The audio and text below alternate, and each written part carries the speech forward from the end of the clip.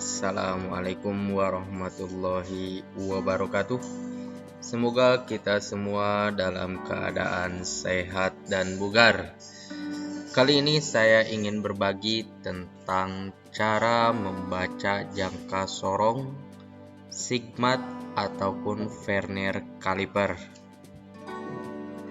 Tetap simak video ini dari awal sampai akhir dan jangan lupa like, share, and subscribe channel ini agar saya lebih semangat lagi untuk terus berbagi. Sebelum kita membahas tentang bagaimana cara membaca jangka sorong itu sendiri, saya ingin berbagi tentang jenis-jenis dari jangka sorong. Jangka sorong itu sendiri sering disebut dengan nama lain seperti sigmat ataupun Vernier Caliper. Itu sama saja, istilahnya hanya perbedaan nama. Sedangkan jenis-jenis jangka sorong atau sigmat atau Vernier Caliper itu sendiri terdiri dari 3 jenis. Yang pertama adalah yang manual. Ya, cara pembacaannya manual.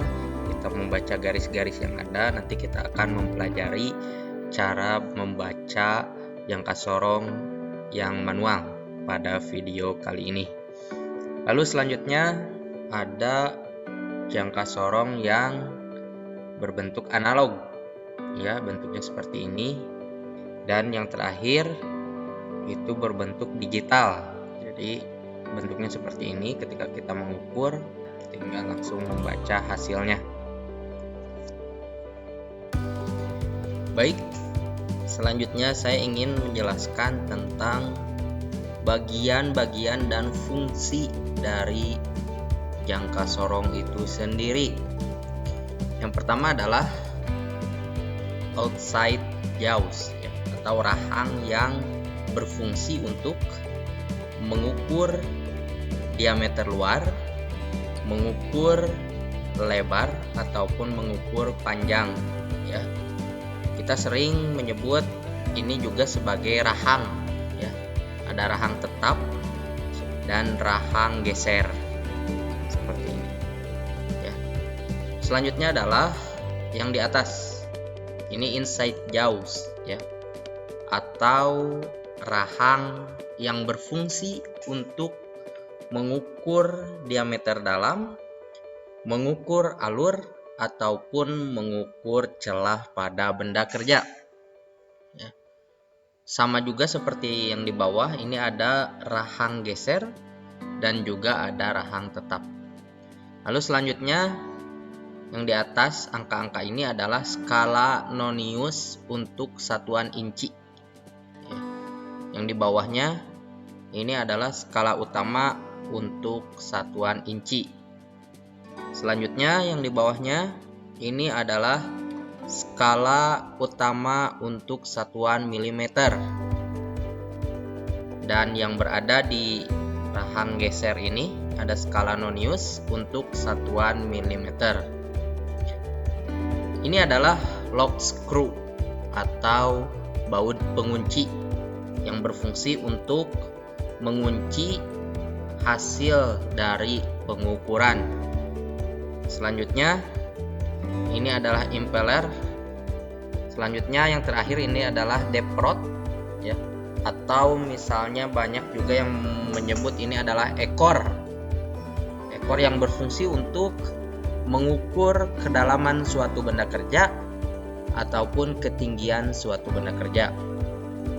Jadi jangka sorong ini memiliki 3 fungsi utama. Yang pertama adalah mengukur diameter luar atau mengukur lebar atau mengukur panjang, mengukur diameter dalam atau juga bisa mengukur alur atau misalnya celah pada benda kerja, dan yang terakhir mengukur suatu ketinggian benda kerja ataupun kedalaman suatu benda kerja.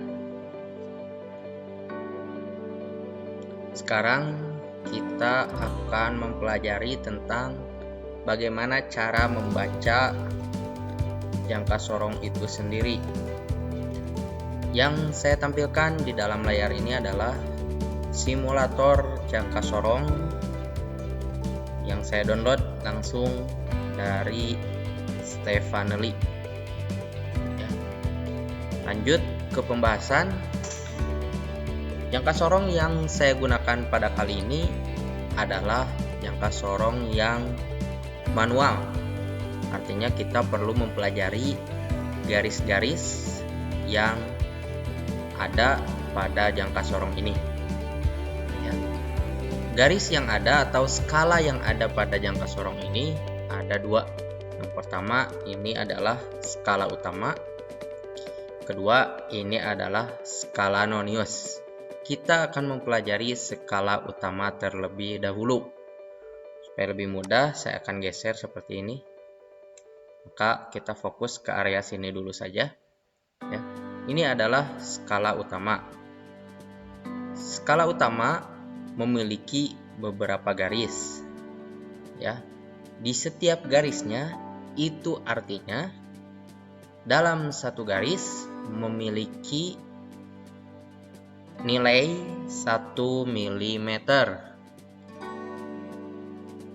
Seperti ini. Kita mulai dari 0. Garis setelah 0 ini yang pertama. Ini adalah 1 mm,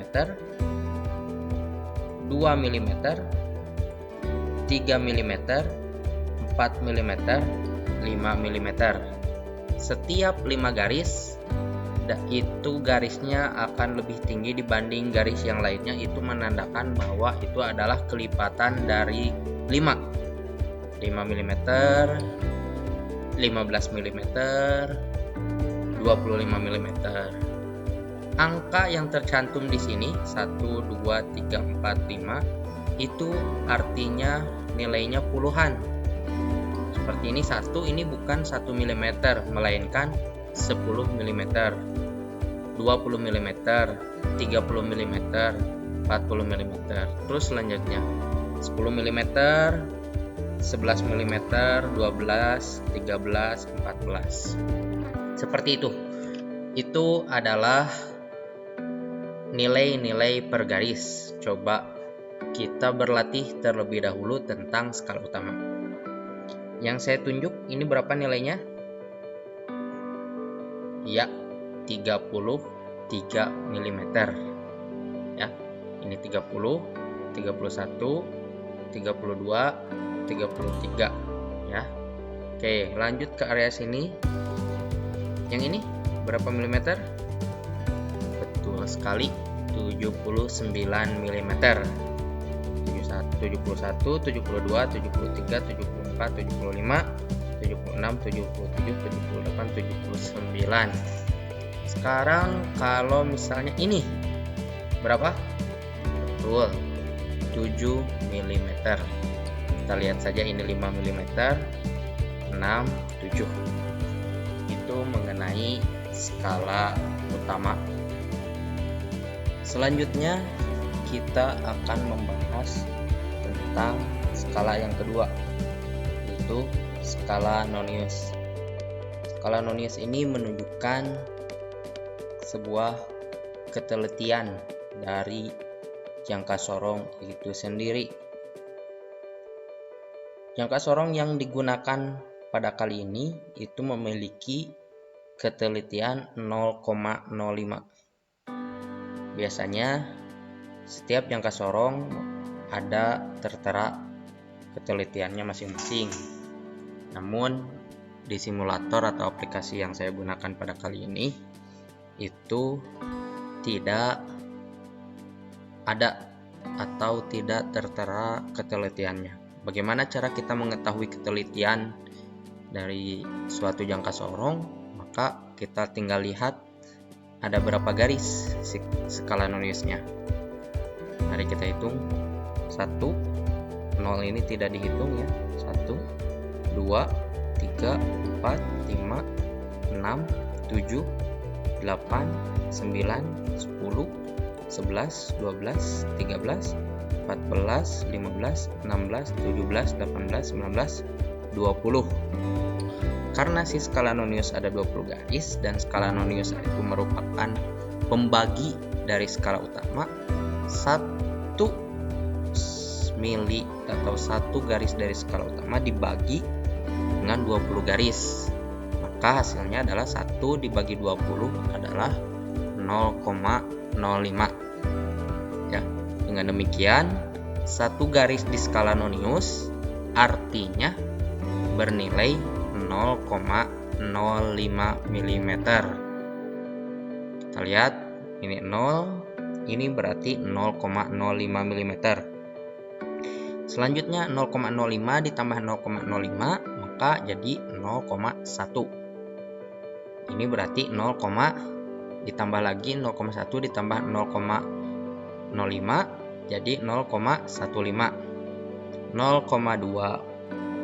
0,25, 0,3, 0,35, 0,4, 0,45 dan seterusnya. Bagaimana? Sudah mengerti? Kita coba cek garis yang ini.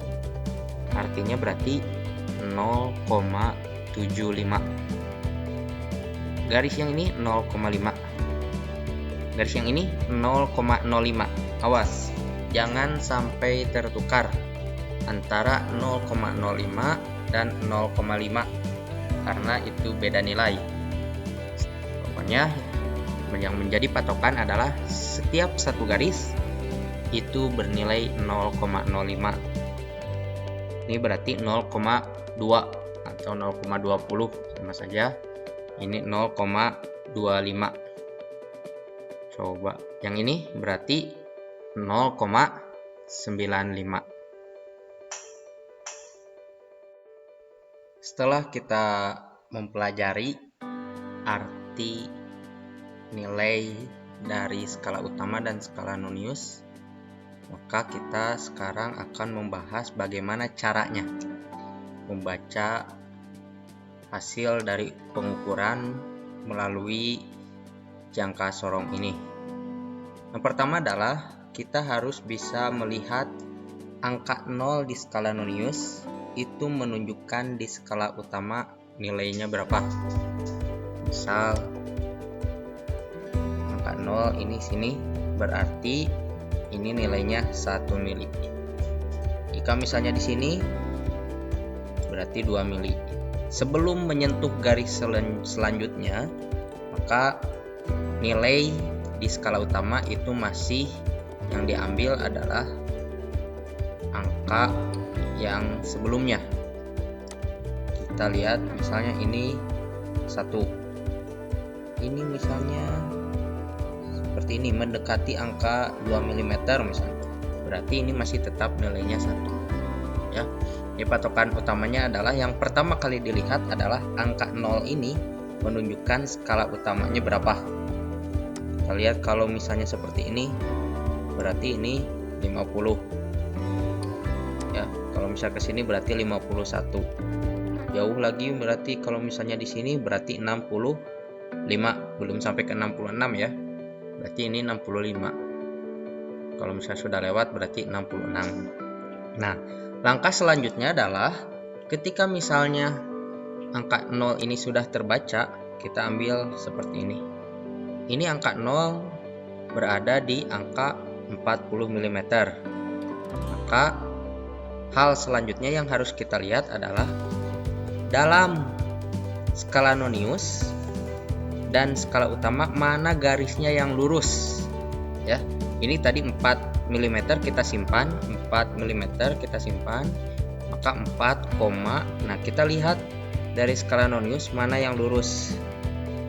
Sepertinya ini yang lurus, ini angka 6 ya. Kalau misalnya saya tidak salah mungkin ini angka 6. Jadi 4,60. Contoh yang lain adalah seperti ini. Kita lihat angka 0-nya menunjukkan berarti ini 20, 25, 26, 27, 28. Karena dilihat ini untuk 29 ini masih belum sampai. Maka skala utamanya menunjukkan angka 28, nah kita tinggal lihat di skala nonius mana garisnya yang lurus. Kemungkinan ini 70 sepertinya tidak, kurang lurus. 85, 80 juga tidak lurus, sepertinya ini 75. Maka garis utamanya nolnya berapa? 28, ini yang lurus 75, maka hasil dari pengukuran ini adalah 28,75. Coba kita lihat ya, 28,75, 28,75. Nah, contoh lain kita coba baca. Kita lihat 0 di skala nonius menunjukkan 1 pun nggak nyampe ya, 1 pun tidak sampai, maka ini berarti 0, hasilnya berarti 0, kita lihat mana yang lurus di skala nonius. Skala nonius mana yang lurus? Ini 65 sepertinya nggak lurus, 7 juga tidak. Memang di aplikasi ini samar-samar ya, yang lurus atau tidaknya agak samar. Tapi kalau misalnya bisa kita teliti, ini kemungkinan yang lurus ini 6. Maka kalau misalnya ini 0, dan ini adalah yang lurus 6, maka hasil dari pengukuran ini adalah 0,6 mm. Coba kita lihat. Ya, betul. Terakhir kita coba baca ini teman-teman. 0 menunjukkan pada angka ini 35, 36, 37, 38 ya. Berarti kita simpan 38, nah kita lihat mana yang lurus. Di sini yang lurus kelihatan adalah, ini kelihatan jelas 55 ya. Jadi hasil dari pengukuran ini adalah 38, ini yang lurus adalah 55, maka 38,55 ya. Seperti itu kawan-kawan, begitulah video pembelajaran tentang belajar membaca jangka sorong. Mudah-mudahan bermanfaat, dan jangan lupa like, share, dan subscribe channel ini agar saya lebih bersemangat lagi untuk bisa berbagi. Terima kasih. Wassalamualaikum warahmatullahi wabarakatuh.